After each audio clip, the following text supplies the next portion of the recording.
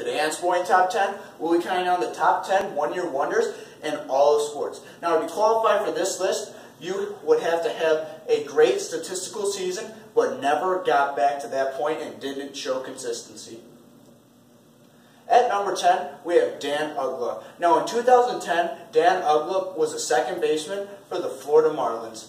And Dan Uggla posted career highs in batting average at 287 and in RBIs with 105. And he had a good home run year with 33, but he did have 36 home runs another year, so that's not a career high for him that one year.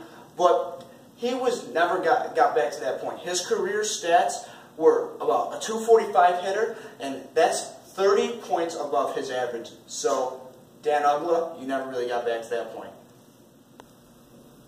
At number 9, we have Don Makowski. Now, around 1989 in the Green Bay area, they called him the Magic Man because in the 1989 season, Don Makowski threw for 4,318 yards and had 27 touchdowns.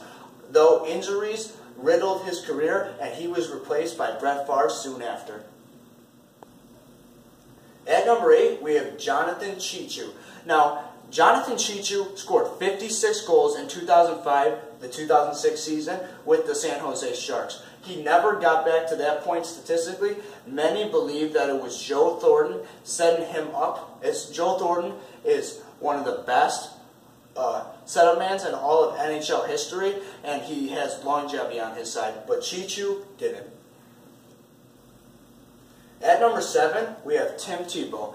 Now, in the year 2011, Tim Tebow was a pop culture icon, as he was known for his religious kneel on the field, and everybody loved Tebow. He was just a gamer. He found ways to get it done. But if you look at Tim Tebow's 1 year, it wasn't that good statistically. He had a 46% completion percentage, only 1,700 yards, and 12 touchdowns.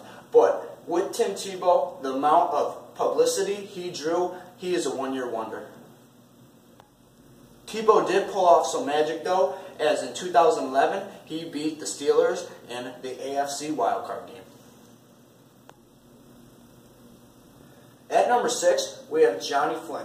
Now, the Syracuse alum in his rookie year in 2009-2010 had 13.5 points per game and 4.4 assists. Now, that doesn't seem like a great statistical year, but many people were doubting him, and that was the start of him building up to more, but he never got to more, as Johnny Flynn never averaged even half of his points per game then. He never even reached 6 points per game from then on out.